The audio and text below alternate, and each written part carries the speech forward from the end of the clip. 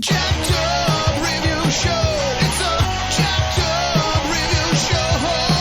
Jacked up review show. It's the jacked up review show.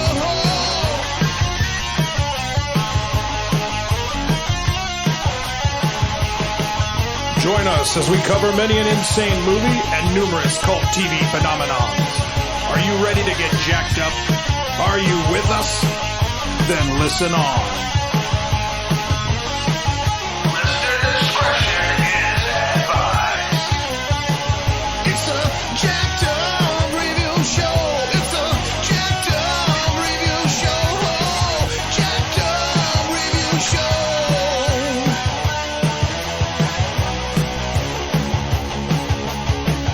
It's a jacked up review show. It's a jacked up review show. Jacked up review show.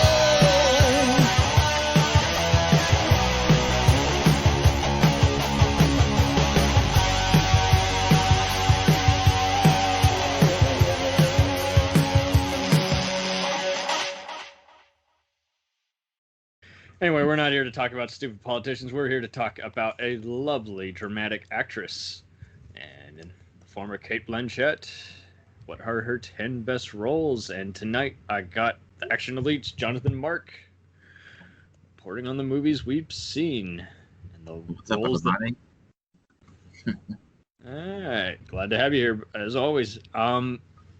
So I guess I'll let you start off. What was your introduction to this very unusual actress? Well, it was seeing the first Lord of the Rings almost, God, a long time ago in the theater. Oh, nice. Okay. That's literally how I got introduced to her for the first time. Perfect. And since then, I've been hooked. Yeah, Time Magazine named her one of the 100 most influential people in the world in 2007 and 2018. Mm-hmm. So I think it's just because of her Broadway. She's done a bunch of environmental work. Pretty cool to know.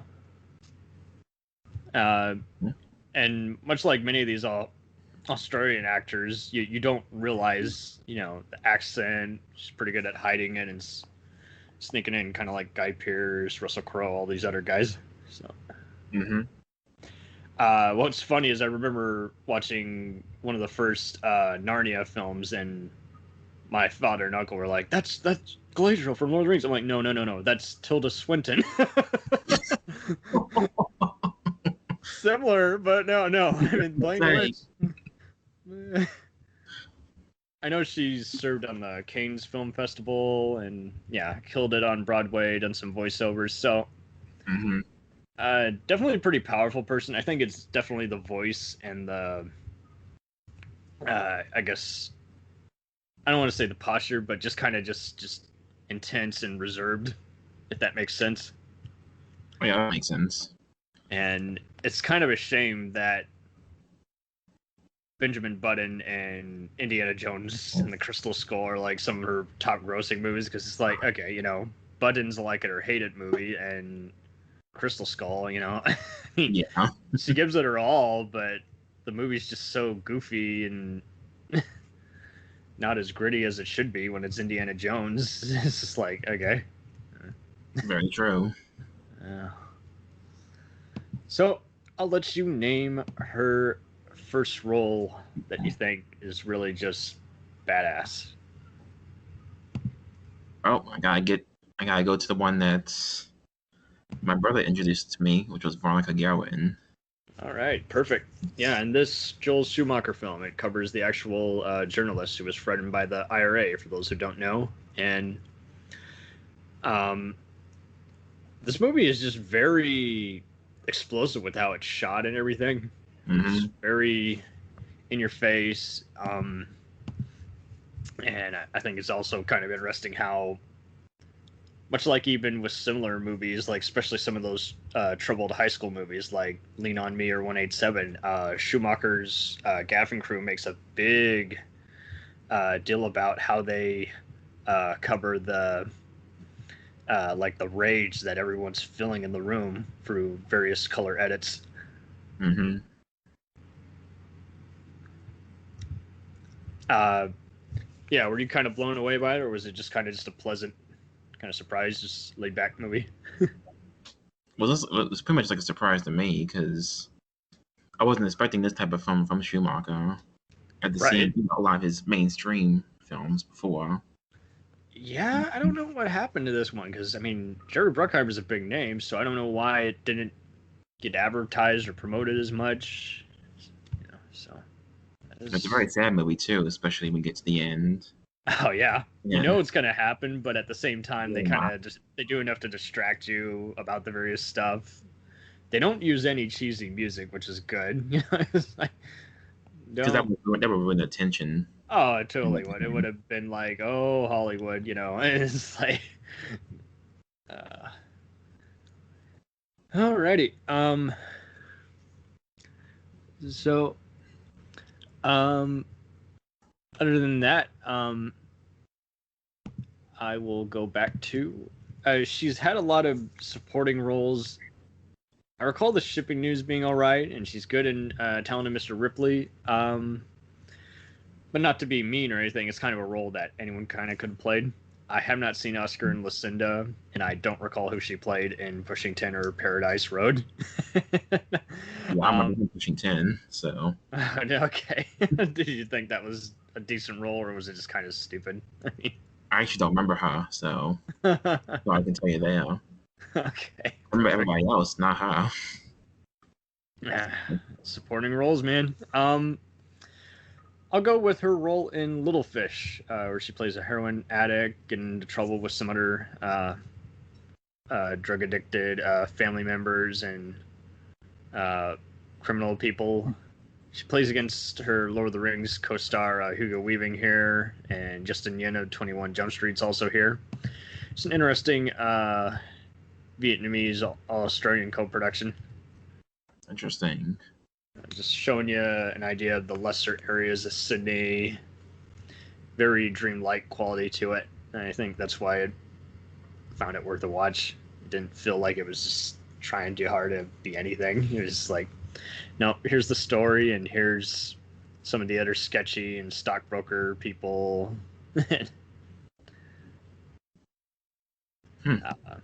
And here's how some of these assholes take advantage of the less fortunate who are literally trying to quit the life of just drugs and crappy lifestyle. Yeah. That sounds interesting, yeah. I even had to refresh myself, so I looked at the synopsis and was like, oh yeah, that's right, there is a brief like subplot where she's pretending to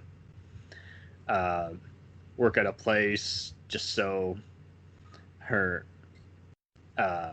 mom thinks that, you know, she's making it when really she's in dire need of something. You know, she's needs a hole to bail out of, and this is just not a happening place right now.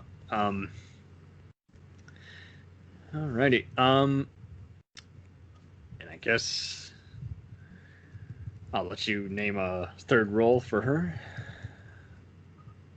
Well, I'll mention one that I'm pretty sure it's one of my grandmother's favorite films, and that's The Missing. Yeah, that's a good point. That was a very intense Ron Howard Western, kind of making fun, not fun, but a homage to John Wayne's The Searchers. And I can't that was sympathetic enough without being too forced, like some movies would. Mm-hmm. I guess you could say the movie could have been a little less obvious in the second half, but True. It at least gave you an idea of what the frontier life looked like and the whole idea of, you know, what does a violent Native American clan kind of look like when, you know, getting revenge on some less fortunate farmers. I remember some people being really annoyed at that one, and I was like, you know, I think it's actually kind of fine. I don't think it's remarkable, but it's definitely an intense romp. That's all it needs to be. Tommy Lee Jones, she plays well off of as like her dad, who she's like, hey, you know, used to be a hunter. I need you to help me search for my daughters. Mm-hmm. It's very unusually gory, that movie. Oh yeah, it is. I remember that. Surprisingly so. Mm-hmm. For sure, for sure. Alrighty, well, I'll go ahead and mention Ocean's 8. It's role number 4. I just thought she really outstages, I feel, like Sandra Bullock and some of the other people in this movie by just flat out just saying, yeah, what do you expect we're going to do? Of course we're going to rob someone. But don't feel a guilt trip. It's what we do. Everyone else is like, oh, I don't know, can we get away with this? We really want to do this? And she's just like, jump on in, let's get it. Yeah, I think her and Sandra Bullock are the only good parts in that movie. Oh, really? Honestly, I'm not a big fan of that one. But those two make up for that one. I was kind of unexpected by Aquafina and a bunch of the other people, as well as just the final jewelry heist. And just making fun of how they're stealing from all these narcissistic celebrities. But it's a totally different animal compared to all the other Ocean's movies. It definitely would have benefited if they had connected the dots to all the other people. And I sensed that there was some kind of disagreement behind the scenes, because I remember them saying that they were filming like cameos with like the main Ocean's trio, like I know Matt Damon from a cameo and they cut that out. yeah, and Brad Pitt was like attached or on a day on set or something, and then yeah, they were gonna even illustrate how she's supposed to be the distant sister of George Clooney, and they didn't even go with that. So it's like, I think it was just creative differences. I just was glad that, you know, it wasn't about a guys versus girls kind of movie. It was just a straightforward heist movie. But yeah, it's kind of a one-time watch. I don't think it's really something you gotta lose your shit over. Especially after the internet was just talking about it, and it was like, okay. Yeah. The hell, guys? Can't we just all get along? Yeah, so I'll lend you role number 5. Well, this would be the second movie to introduce me to her, which was her role as Katharine Hepburn in The Aviator. That's a good point. I have trouble with the Scorsese one, but she is on the money. You absolutely believe, yeah, that's Hepburn. That is totally Hepburn. Just the voice, the reactions. It's like, yeah. That's one of the few roles from her that you believe she's Katharine Hepburn. It's not just Cate Blanchett playing Katharine Hepburn. And Yeah, no, that's some serious studying. She must have talked to every colleague or existing relative. And she got the Best Supporting Actress award. So. But she deserved. I'll say that. Totally well earned. I mean, she was in Life Aquatic the same year, but I don't remember anyone in that movie other than William Dafoe being a weird member of the fishing crew. Same here. So. And sorry, guys, not big on Wes. He's had some keepers, and he's also had a lot of losers. Well, so very good, very good. Roll number 5. So roll number 6. I'm gonna reel it in a bit and say, I know this one is a favorite to get bashed, but after seeing her kind of not given the best material in some of those Elizabeth, the first movies, I really dug her role in the Robin Hood film for Ridley Scott, and she just played perfectly off of Russell Crowe. I even think it's an underrated role for Russell, because he's playing just a more goofball kind of Robin Hood mixed in with the grit of I'm the Maximus, persona. So. Oh, I'm sure. But I'll confess that I still haven't seen this one, but I'm pretty sure it's better than the recent one. Oh, absolutely. I'll tell you what. I saw it twice in the theater. Me and my sister and some friends saw it, and then I kid you not, we brought some grandparents and cousins to go see it who were all totally into spectacles and especially liked Russell Crowe and LA Confidential and Gladiator. And they were all blown away by that too. And my mom didn't really dig it because it kind of has a Hollywood-ish kind of ending in the last 5 minutes. But I'm just like, just the way the battles are done, how they joke about some of the folklore and how these guys would have probably lived in the woods and sung songs. I just thought that gave it some extra points. And that says a lot for a movie that originally was basically conceived as, I kid you not, a CSI type version in Nottingham Forest. Wow. and it was one of those stupid movies where basically the company, just Imagine Entertainment and other people, bought the script, didn't like Brian Helgeland's material, and then just kept rewriting it. It's like, why did you buy it to begin with if you weren't going to use it? Fucking idiots. That being said, I never feel like the movie ever drags or has too many voices in the kitchen, and Russell gets to be part of an ensemble. All the other Merry Men are a lot of fun, if not memorable, but they're interesting as opposed to just, look at me, I'm Russell Crowe again. And it's like, yeah, no, jolly good. Alrighty, I'll hand you roll number 7. Man, this is flying. Well, this one I watched, I believe, a few months ago, and is what I call the better version of playing a villain, unlike Indy 4. Right. And Hannah. Yeah, she really was definitely the best part of this movie. Because, I mean, there's some other actors in this, but they aren't really given enough to do. But it's a straightforward kind of action film. Yeah. For those looking for Die Hard, Born Identity, Taken type stuff. I kind of don't like the ending and kind of prefer the TV show, but I'm not going to lie. I mean, she absolutely dominated as this Marissa Wegala, to where I was just like surprised she wasn't in one of those Red or Kingsman movies. Actually, she would have walked either one of those. Yeah. I definitely remember her in the Chemical Brothers soundtrack for this one. And don't get me wrong, Saoirse Ronan is always a good actress, and Eric Bana is another actor who's good, but who hasn't often been well used, especially in American movies, especially when he's a comedic actor. But very true. This one was very gritty, and just you get a sense of just all the dread around the corner while the spies are hunting other spies, ex-spies. Stealth versus not so stealthy. Definitely a better movie for Joe Wright compared to that awful Peter Pan movie. Oh God, I forgot about that. Yeah, remind me of that one. Moving on.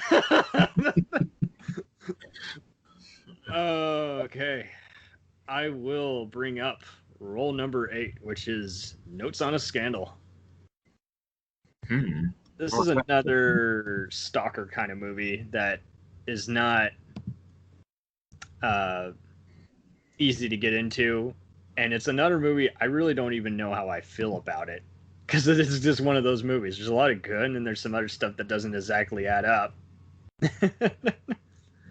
And I saw like maybe part of it on one of those movie channels, and it was just like, yeah, this is another Oscar bait movie I'm not going to watch. Then I saw it again in a screenwriting class, and even my screenwriting professor was like, I want you guys to ask yourselves, is this good, or is it a flawed movie undone by the third portion of the movie? And don't get me wrong, she and Judi Dench are really good off each other, and it's interesting just showing, again, it's another statutory kind of scandal movie relating to professors, and really the star of it is kind of the Philip Glass soundtrack, and how well shot it is. Richard Eyre's another filmmaker who just kind of does a lot of docudramas and TV movies and some other slightly bigger Shakespearean type stuff. I definitely prefer this compared to the various Fatal Attraction kind of movies, because it's not about eroticism or anything. It's just kind of, it's like there's all these other various people who basically have dirt on each other, and it just shows you is like, it doesn't matter if you got the perfect privileged life, if you are still just kind of abusing your power or just bored but unsatisfied, you'll just break character then and there. So I don't think it's a stupid movie at all. No, it's definitely a bright movie. It's just not really an enjoyable, like, oh, that made me feel great, or that's a lot to think about. It's lots to think about, but I'm even afraid to rewatch this again, because I'm just afraid that the third portion of the movie isn't 100%.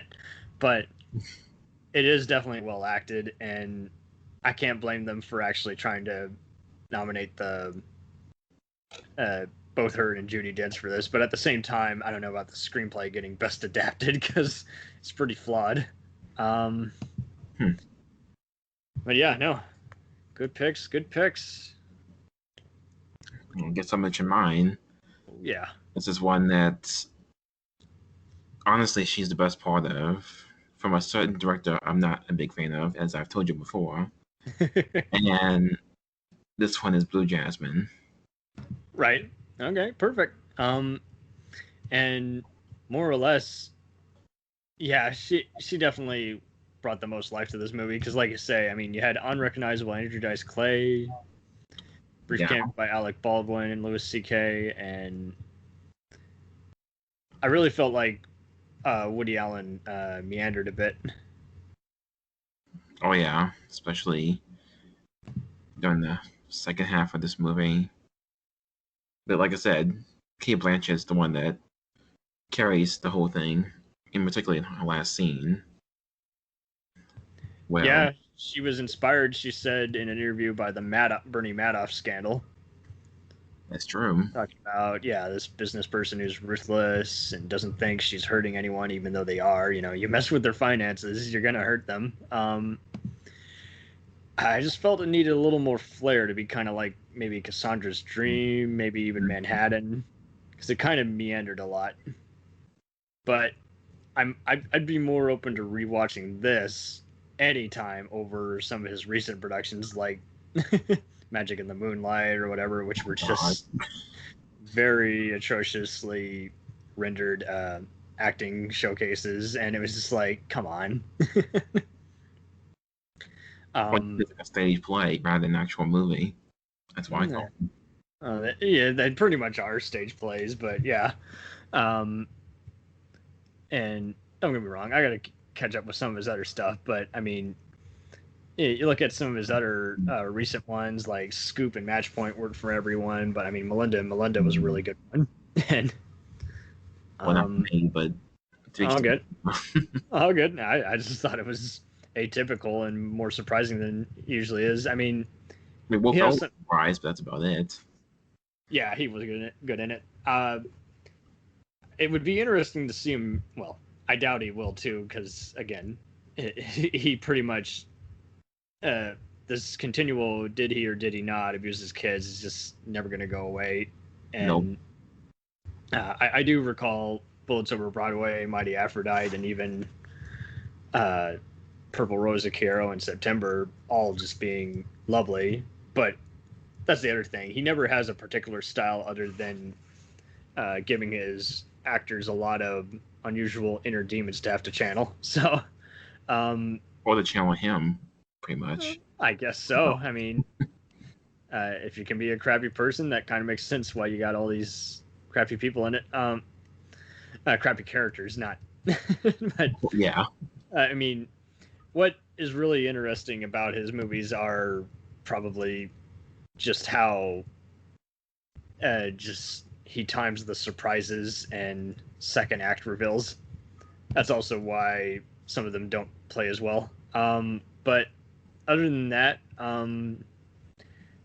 yeah, I would give this one probably another rewatch. But like you say, it's not. I'm not sure it was worth the hype. And besides her, I mean, she deserved the Best Actress award, but that's all that movie deserved. Not Best Screenplay. Some of the crappy husbands and other friends really could have been better developed too. They just kind of leaned in and out, and it just wasn't really enough to make an impression. It was just too much of, hey, it's that one actor everyone likes, you know? And that's typical of what he does nowadays, which is very annoying. Yeah, it's just like, I like this actor, but if you want us to like them in the movie, they got to actually have some juicy material to work with. Okay. A fun fact, this was refused to be released in India because the country required a blurb to be inserted at the bottom of any scenes during which a character was smoking. I did read that. They apparently, require that, nicotine, it's addicting. It's like, okay. Okay. you'll edit out sex or more violent material, but smoking, that's the worst one. Yeah, no. No. Mm-mm. Anywho. So that's about wrapping up our roles. I'm gonna give a shout out to the role in The Gift. Did you ever see this one? I saw this years ago. I remember the ending of it quite a bit. Yeah, it was kind of Sam Raimi. Around the late '90s, he was past between Evil Dead and Spider-Man. He was testing the waters with a lot of interesting and atypical movies. A Simple Plan was a great heist movie, and Mm-hmm. you see its inspiration in a lot of the movies that involve kind of country-esque characters and far more petty and yet twisted thefts and crime syndicates. And this one is another one that kind of has some fantasy and slight horror elements, and it's also a mystery. Mm-hmm. It's a very overall well-casted movie, I think. I mean, Greg Kinnear playing against type, Keanu Reeves being absolutely unrecognizable. And I have to say, hey, if you don't like him, you got to see him in this one. He is totally believable as the abusive boyfriend who may or may not have killed Katie Holmes, his character. And it's interesting how it's not hard to predict the end, but it does really kind of play around with you a while, and the dream scenes are very well animated. Yeah. But yeah, TNT and TBS would play the hell out of this movie for what seems like forever until like circa '08. And it was just kind of one of those generally well liked or okay, depending on who you were, movies. But I don't recall anyone ever bashing it or saying it wasn't worth the hype. That's true. I guess you could say it was just pleasant to just kind of see a fantasy terror kind of film like this, and it wasn't. It's definitely a better version of In Dreams Oh God, yeah. with Robert Downey and company, and it was just like this one. It had a twist ending, but it wasn't to the point where it was trying to rip off Sixth Sense or even other lesser stuff like What Lies Beneath. They were actually trying to go a step further and say, okay, hey, we got this premise and this one gal who's got like a psychic connection to it, and even she's trying to figure out how she has that connection, and she doesn't overact any of her reactions to this. She really does kind of breathe life into this and be a strong heroine. Which I always appreciate. Oh yeah. And the music is also really good in this. I feel, because it's not when at that stage everything had to sound like Danny Elfman or Hans Zimmer. And it's like, no, it's kind of more. It's a little shrill when it needs to be, but it's not over the top. And Yeah, it's more subtle. That's why I call it. yeah, I will say I need to rewatch it, but I recall her and Billy Bob really still in the show in Bandits. I still haven't seen that one. I've been curious about it though. I should just sit down and actually watch it. And I think my problem was I kept watching it on parts of TV, and I think they cut some stuff out, so I just could never really get into it. But I didn't hate it. But it was interesting seeing Bruce do kind of another take on Whole 9 Yards a year later, and then still kind of do a tribute to his earlier roles on Moonlighting and Die Hard. Just, Roger Ebert gave this movie a half, like, half didn't like. I remember in his 2 out of 4 star reviews where he praised the performances, criticized the uneven tone writing. It's rare for a movie to have such likable characters and be so unlikable itself. Okay then. Straight to the point. In '07, apparently 5 men were prosecuted and convicted for crimes believed to be imitating this film's heist. God. That's wild. Grand Theft Auto doesn't inspire violence. Stupid movies do. Exactly. I don't consider even Taxi Driver a stupid movie, but the guy who decided to shoot at Ronald Reagan thought it was perfect enough to watch a million times and get inspiration. So, Yeah. God, I'll rewatch that one, but I recall her being good in it at least. like I also mentioned, the one that I had no hope for when the trailer came out, and it was well, not the first of many of the reboots of the classic animated films, but her role as the stepmother in Cinderella, I actually thought she pulled that off quite well for what she was given. Yeah, that movie was pretty restricted yet pretty watchable, but I didn't like it as much as some of the better Disney darker reboots. But yeah, I remember seeing her in that and Carol and Truth all back to back, and each time I was like, she's great in this movie, but I don't like any of these movies. Truth is kind of one of those. It's a journalist thriller, and it just kind of gives way by the second half, just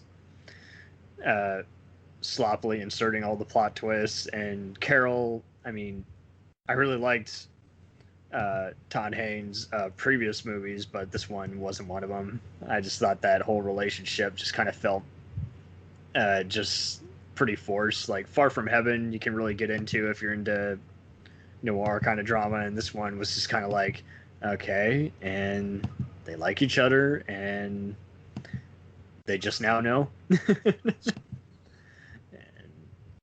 Like I also mentioned, there's another one I was surprised by because it's from another director I'm not a fan of, Terrence Eli Malick. Roth, and that's actually House with a Clock in Its Walls.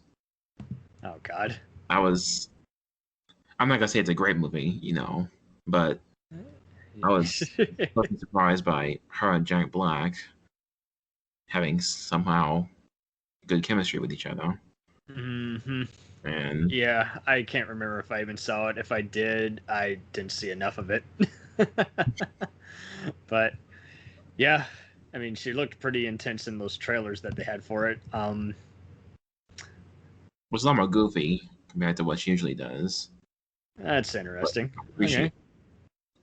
So I know she was in Terrence Malick's often criticized Night at Clubs.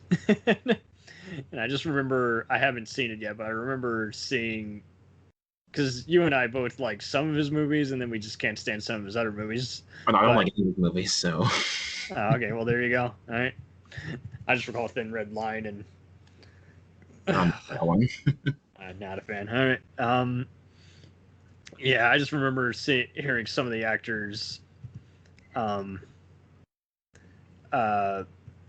just kind of critiquing how the plot was kind of developed and how it was kind of all natural instead of actually scripted or some bullshit like that. I'm like, yeah, that's weird. Oh. Ugh. That's what it was. Christian Bale was given a script, but there was no pages from it. And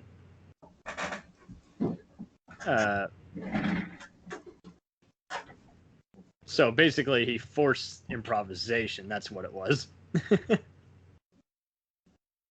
And that just sounds like a very weird experiment. That's why it didn't do great with every audience. I will say she's really good as Hela in Thor 3 Ragnarok, but the movies will like it or hate it. And I'm the one that hates it, even though I will say she does good with what she's given. It's just I just hate the way they do the comedy in that movie. That's what my problem is. Yeah. I think she's good at just overall just picking a lot of documentary work as well as moody dramas and everything. I did not like The Good German. That was kind of a misfire by Steven Soderbergh trying to do an old black and white kind of movie, and just because the premise was just so not well interconnected with all the other happenings, it just was just incapable of forming any interest kind of movie.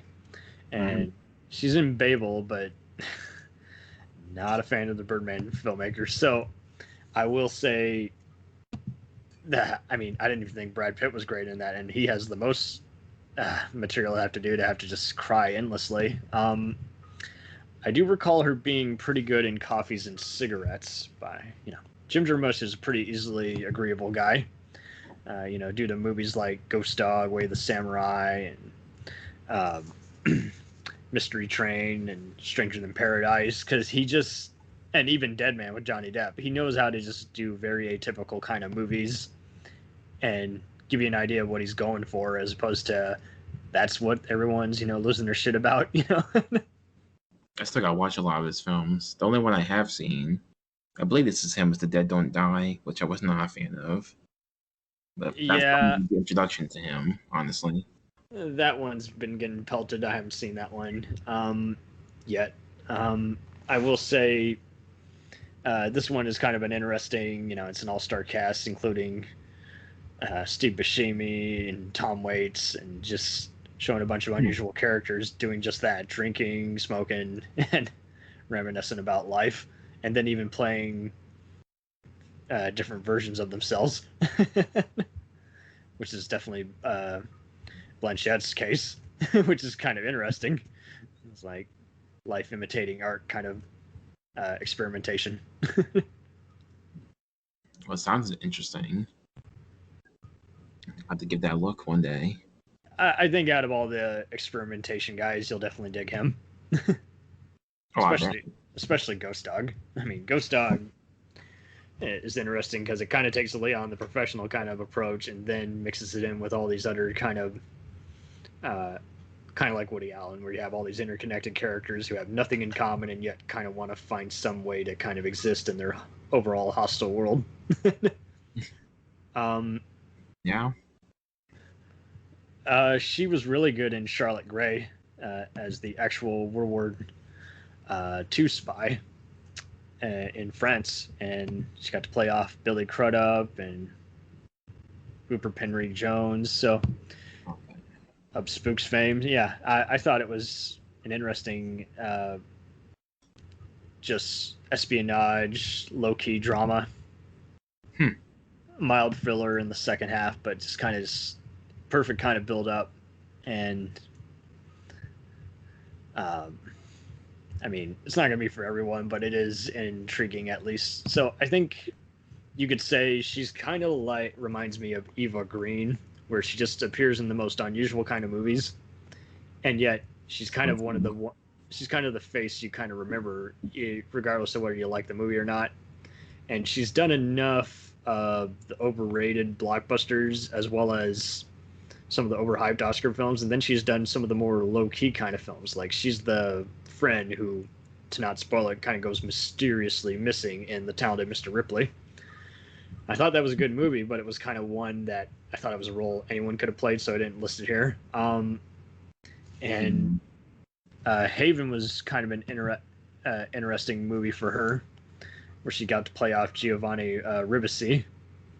And this was just another interesting kind of psychodrama.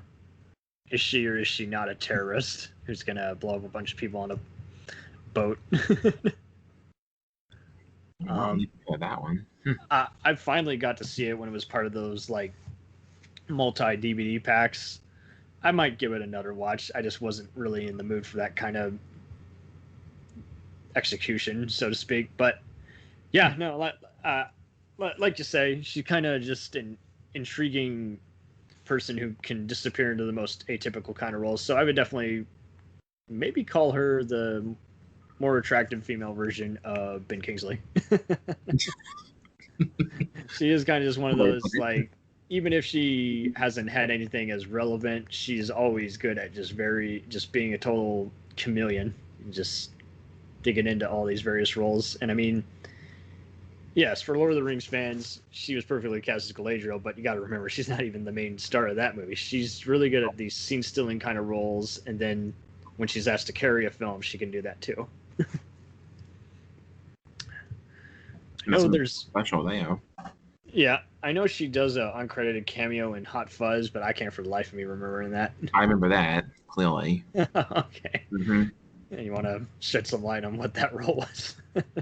It was when the cops are all like in Simon Pegg and Nick Frost's. Well, no, I think it's in Simon Pegg's house, and she's like his girlfriend, but she has like a hazmat suit on, and she's talking to him, and that's supposed to be her right there. Oh wow! She's all covered up, so you can't tell it's Cate Blanchett. You hear her voice. okay. So it's like an Eyes Wide Shut where you hear her voice, but you're like, who did she play? I did the same thing until we watched it 2 or 3 years ago. I'm like, oh, that's who she is. Okay. Now I know. Right. She's really good, but it's a extremely brief role in The Monuments Men. And that was a movie which totally got trashed by critics and audiences, and yet it had a way better audience score, it seemed, afterwards. I remember that. Because it was one of those that got moved around. They didn't know how to market it. I remember seeing it on the theater. My mom cried and thought it was very emotional. I kind of dug it, but didn't think it was for everybody. And then I liked it even more when I saw it on home video and introduced it to some cousins and father and relatives. And they were really digging the kind of idea, because it's kind of like John Frankenheimer's The Train, you know, actual Allied soldiers who had to go behind and save some artwork from being destroyed by the Nazis. And yeah, she was part of the French military who kind of sells out some of the artwork to be destroyed by the Nazis under duress.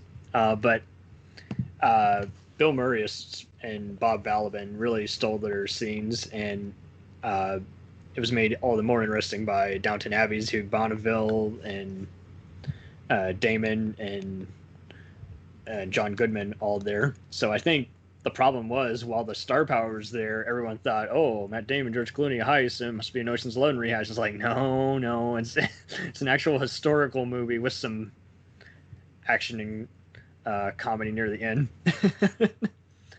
That's what I've heard, and I think that's why a lot of people hated it. Right. I haven't seen it myself, but I'm planning on watching that.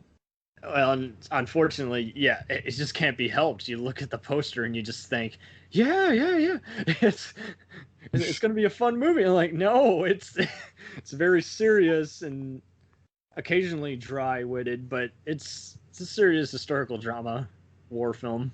It's a rescue mission, if anything.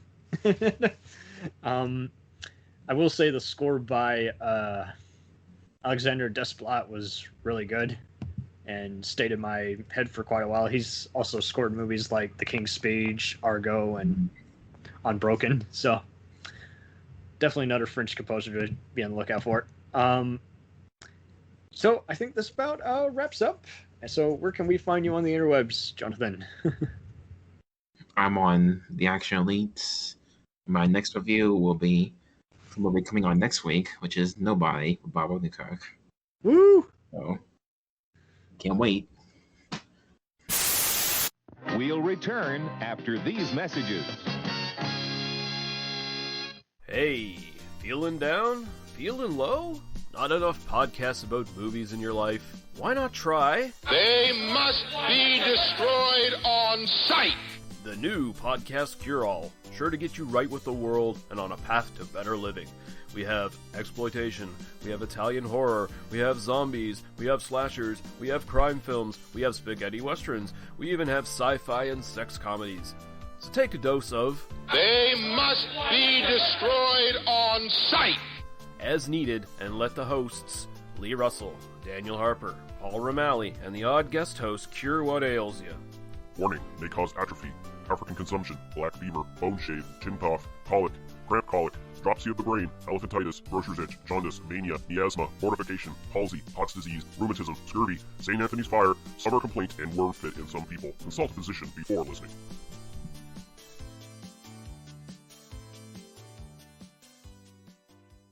Hey, I heard you like movies. I heard you like to hustle. I heard you like podcasts. Well, guess what?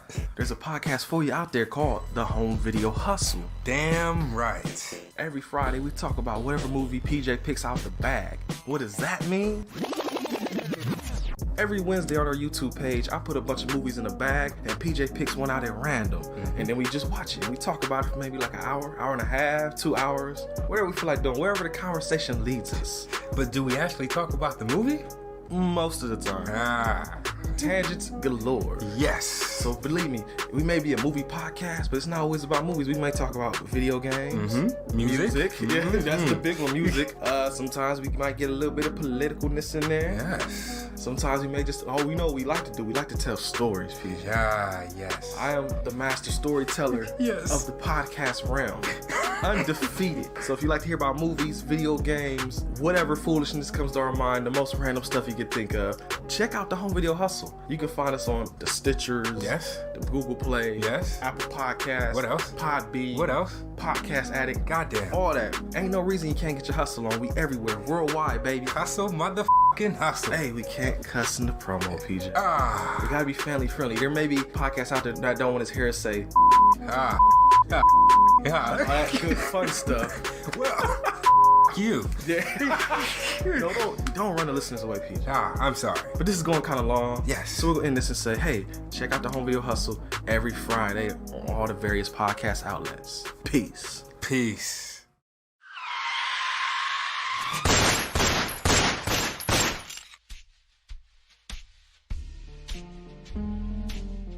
As far back as I can remember, I always wanted to be a gangster. And while Witch didn't make it to the top of the world, he did make the Gangs of Hollywood podcast. So join the gang and enjoy a movie review podcast about movie gangs, gangsters, mobsters, and the mayhem they cause. You can find GOH Podcast on Facebook, Twitter, and Instagram at GOH Pod at www.gohpod.com, as well as your favorite podcast listening app. And remember, say hello to your little friend for me.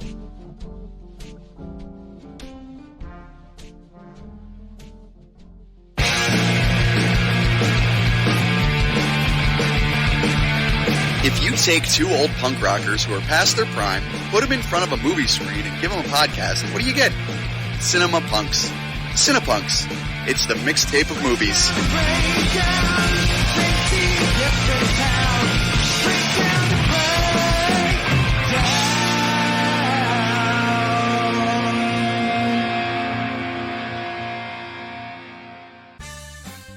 Did you ever see a film at such a young age it left you traumatized with cinematic wounds? Necrophilia. It's a dead issue, man. Don't push it. Cinema Psyops is a weekly podcast documenting an ongoing experiment on the mind of an unwilling test subject. No one should have to watch this movie. Oh, no one should have to watch this? No one should have to watch this movie. Surprisingly, it's not a topic that a lot of people really want to tackle. I'm shocked, prudes. I know, really. Right? It's the next sexual frontier that no one wants to explore. I am, in the most sincerest of senses, disappointed in you. It takes a powerful goddess like Connie, jam her arm down the monster's throat and kill it. Oh, I'm still tripping out over that. Even as a kid, I was like, I gotta find a girl like that. Every week, I get a new look of disappointment that I never thought I could get out of her. Unimaginable. At 12 years old, you should not be watching this movie. Obviously. At 13, you should not be. 14, you shouldn't be. I'm not entirely sure even 17-year-olds should be watching this. Just because you're offended by something doesn't mean that you have the right to demand that it doesn't exist. Watching this film again, I had all of this like little nerd glee with everything that kept little popping history up. doll popping up absolutely. at you. So I totally loved this film. Hey, I know why you couldn't see that. It's because your brain's warped from watching this shit at 12 years old. Yeah, this is a rough movie. I told you ahead of time when we were getting ready to do it that it was How going to be did a you rough watch one. this shit at 12? Because physical wounds heal, cinematic ones don't. Listen to Cinema Psyops.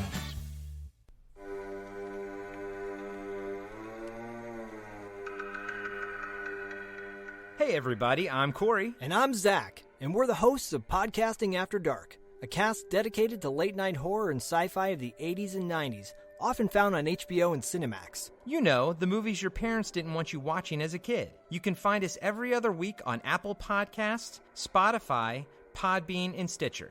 This is what you want. This is what you get.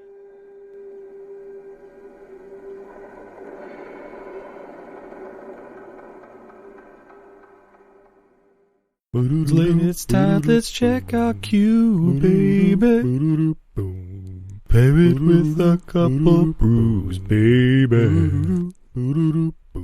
We love good movies. We love the bad ones too. So we watch them all and pass their lessons on to you. Oh yeah.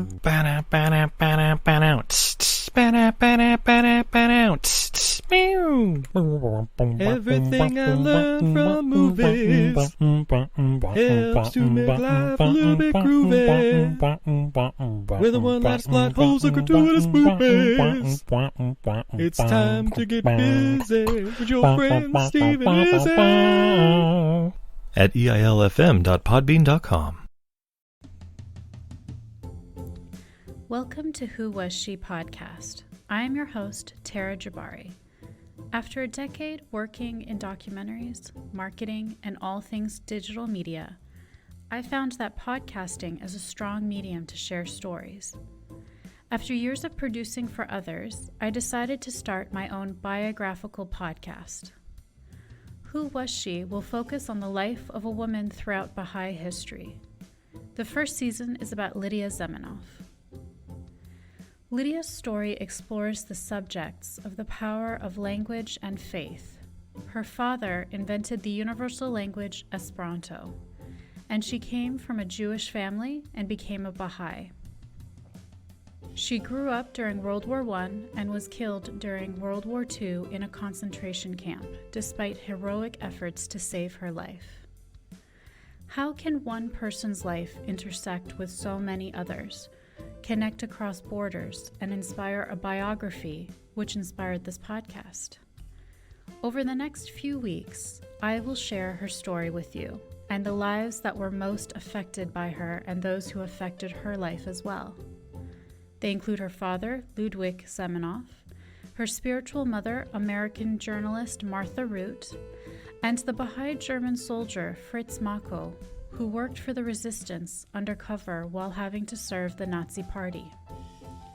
I want to thank the author Wendy Heller and George Ronald Publishing for their blessing to let me use Heller's biography, Lydia, The Life of Lydia Zamenhof, Daughter of Esperanto, as a main and instrumental resource for this podcast.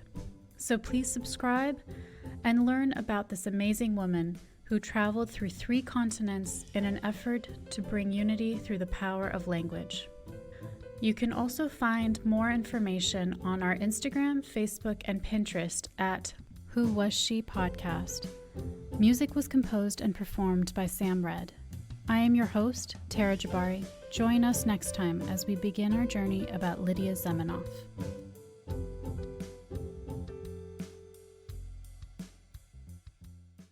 Hi everybody, it's Mac Jackson.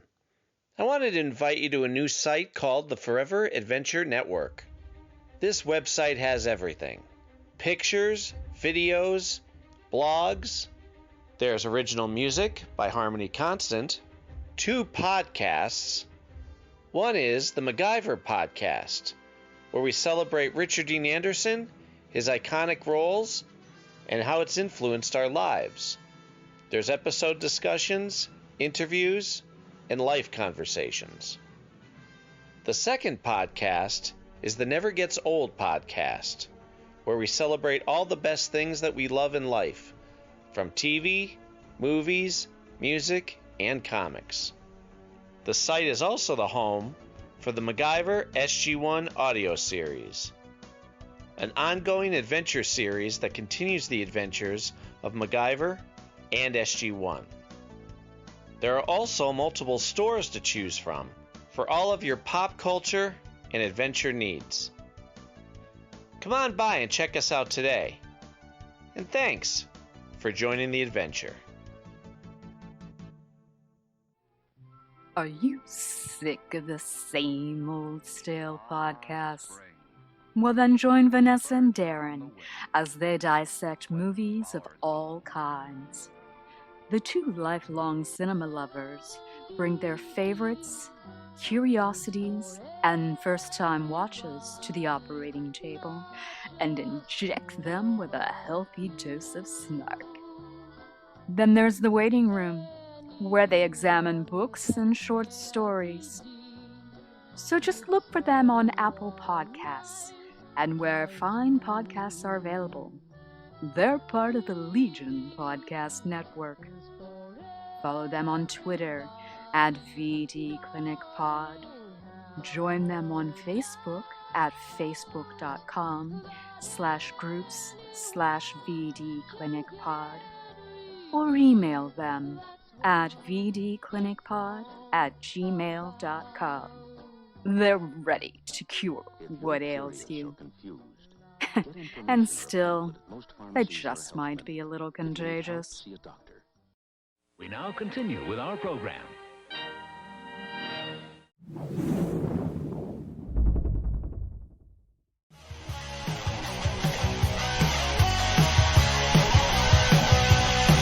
Follow us on the web on Facebook, Twitter, and Instagram. The podcast is available on Podbean, Spotify, iHeartRadio, Anchor, Apple, and anywhere else podcasts are available. Feel free to review our show and leave comments on any of those sites. Thanks a million for listening. It's a jacked up